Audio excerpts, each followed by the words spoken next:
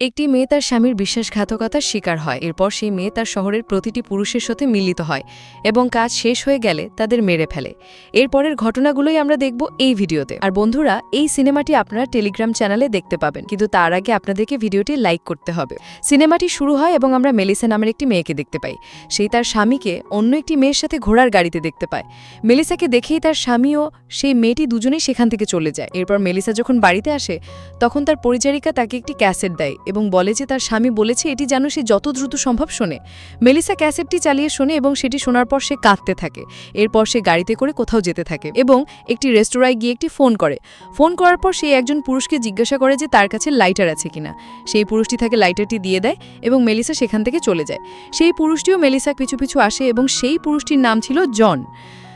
মেলিসাকে জিজ্ঞাসা করে যে সে তার সাথে মধ্যাহ্ন ভোজ করতে চায় কিনা। মেলিসা জনের সাথে যেতে রাজি হয়ে যায়। মেলিসা খাওয়া শেষ করে সেখান থেকে চলে যেতে থাকে। মেলিসা জনকে জিজ্ঞাসা করে যে সে তাকে পেতে চায় কিনা, সে তার সাথে ঘোড়ার গাড়িতে যেতে চায় কিনা। আর জন তো এই কথাটি শোনার জন্য অনেকক্ষণ ধরে অপেক্ষা করছিল। জন জিজ্ঞাসা করে যে সে সত্যি তার সাথে এটি করতে চায় কিনা। মেলিসা বলে যে হ্যাঁ, কিন্তু দ্বিতীয়বার জিজ্ঞাসা করলে সে সেখান থেকে চলে যাবে। মেলিসা জিজ্ঞাসা করে যে সে কি ভেতরে যেতে চায় নাকি সে সেখানেই তার পোশাক খুলে ফেলবে। এরপর তারা দুজনে একটি হোটেলে একটি ঘর ভাড়া করে এবং সেই ঘরে চলে যায় এবং এখানেই শুরু হয় মৃত্যুর উন্মাদনা। জন মেলিসার গুহায় বোমা হামলা শুরু করে। এরপর তারা দুজনেই নিজেদের পোশাক পরে নেয়। জন জিজ্ঞাসা করে যে সে তার সাথে দ্বিতীয়বার কোথায় দেখা করতে পারবে। মেলিসা বলে যে সেই কি তার দাম দেবে না এবং এই কাজের জন্য তার টাকা লাগবে। এই কথা শুনে জন অবাক হয়ে যায় এবং সে মেলিসাকে জিজ্ঞাসা করে যে সে কি মজা করছে। মেলিসা বলে যে সে নিশ্চয়ই ভাবছে যে সে তার মতো একজন পথচারীর সাথে ঘোড়ার গাড়িতে যাবে। জন জিজ্ঞাসা করে যে সেই কি তার সাথে কোনো খেলা খেলছে। মেলিসা বলে যে সে কী ভেবেছিল। তাদের দুজনের দেখা হওয়ার 2 মিনিটও হয়নি এবং সে তার মর্যাদা দেখিয়ে দিল। সাধারণত সে আগেই টাকা নিয়ে থাকে, কিন্তু জন তার ভালো লেগেছে তাই সে তার কাছ থেকে পরে টাকা নিচ্ছে। জন জিজ্ঞাসা করে যে তার কত টাকা দরকার, সে তাকে তা দেবে। মেলিসা হলে যে তার শুধু 1000 টাকা দরকার। জন বলে যে একজন যৌনকর্মীর সাথে এটি তার প্রথম অভিজ্ঞতা। চমৎকার কথা, তাই না? সে এটি অনেকবার করতে চেয়েছিল কিন্তু তার কখনো সাহস হয়নি এবং সে ভাবত যে তার কোনো বাধা আসবে কিনা। সে বলে যে টাকা দিয়ে মেলিসার মতো মেয়েদের ব্যবহার করার অভিজ্ঞতাও তার হয়ে গেছে।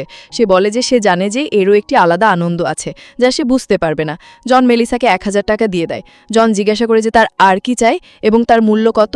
মেলিসা বলে যে জনই তার মূল্য। এখানে তাদের প্রেমের কাজ শুরু হয়। জন জিজ্ঞাসা করে যে সে তাকে ভালোবাসে।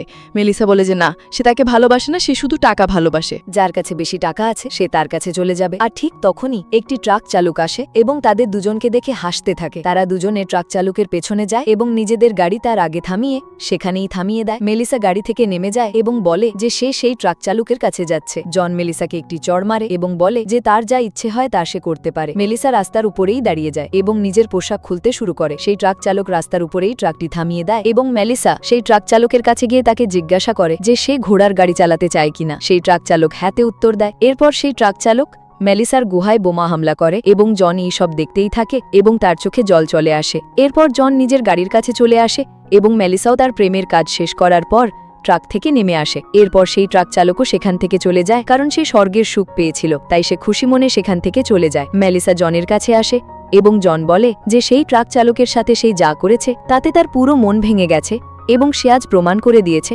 যে তার মতো মেয়েরা তার মতো পুরুষদের শুধু ব্যবহারই করতে থাকে। মেলিসা তার কথা শুনে একটি জায়গায় গিয়ে বসে পড়ে। জন বলে যে তার মেলিসার প্রতি সত্যিকারের ভালোবাসা হয়ে গেছে। মেলিসা বলে যে সে কোনোভাবে তার থেকে পিছু ছাড়াতে চায়, কিন্তু সে তার সাথে জড়িয়ে যাচ্ছে। জন জিজ্ঞাসা করে যে এই কারণেই সে কি সেই ট্রাক চালকের কাছে গিয়েছিল।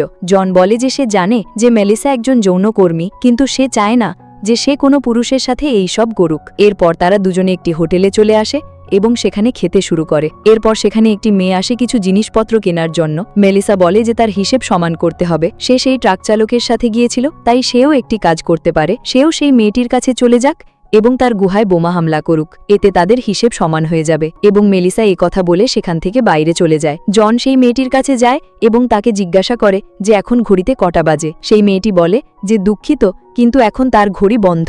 এরপর জন হোটেল থেকে বাইরে চলে আসে। এরপর মেলিসা জনকে একটি নকল বন্দুক দেয় এবং বলে যে যাও যুদ্ধ জিতে এসো। এরপর যখন সেই মেয়েটি গাড়িতে বসে তখন জনও সেই গাড়িতে বসে পড়ে এবং তাকে বন্দুক দেখিয়ে ভয় দেখায়। জন তাকে গাড়ি চালাতে বলে এবং সেই মেয়েটি গাড়ি চালাতে শুরু করে। একটি জায়গায় যাবার পর জন তার সাথে নিজের সমস্ত রাগ মেটায় এবং তার গুদামে নিজের অস্ত্র ঢুকিয়ে দেয় এবং সেই মেয়েটি চিৎকার করতে থাকে, কিন্তু জনের তাতে কোনো ফরক হয় না। তারপর যখন জনের মন ভরে যায় তখন সে সেই মেয়েটিকে সেখান থেকে চলে যেতে দেয়। মেলিসা এইসব দেখছিল কিন্তু সে কিছুই করে না। এরপর মেলিসা এবং জন গাড়িতে করে কোথাও যেতে থাকে। এরপর মেলিসা জনকে জিজ্ঞাসা করে যে তার ঘোড়ার গাড়ি চালিয়ে মজা হয়েছে কিনা। জন বলে যে এই কাজটি করতে কোনো পুরুষদের মজা হয় না। মেলিসা জনকে বলে যে তার কাছে আসুক। সে তার হাত থেকে স্টিয়ারিং সরিয়ে তাকে চুম্বন করতে শুরু করে এবং মেলিসা গাড়ির গতি আরও বাড়িয়ে দেয় এবং গাড়ি নিয়ন্ত্রণ হারিয়ে একটি জায়গায় গিয়ে পড়ে যায় এবং গাড়ির দুর্ঘটনা ঘটে। এই দুর্ঘটনায় জন মারা যায়। কিন্তু মেলিসা অল্প আঘাত পায়, কিন্তু সে তখনও বেঁচে ছিল এবং মেলিসা সেখান থেকে বেরিয়ে পালিয়ে যায় এবং এর সাথে এই সিনেমাটি এখানেই শেষ হয়ে যায়। তো আমার বন্ধুরা, তোমরা এই জীবনে কখনো পড়ো না এবং এই জিনিসগুলো থেকে যত দূরে থাকা যায় তত দূরে থেকো, নয়তো এটি তোমাদেরকে নষ্ট করে দেবে। আর ভালো করে খাও, ভালো করে পান করো এবং মজা করো। বন্ধুরা, এটি ছিল সিন্ডিস গিলতা সিনেমার গল্প। এই সিনেমাটি 1985 সালে মুক্তি পেয়েছিল। আশা করি এই গল্পটি আপনাদের ভালো লেগেছে।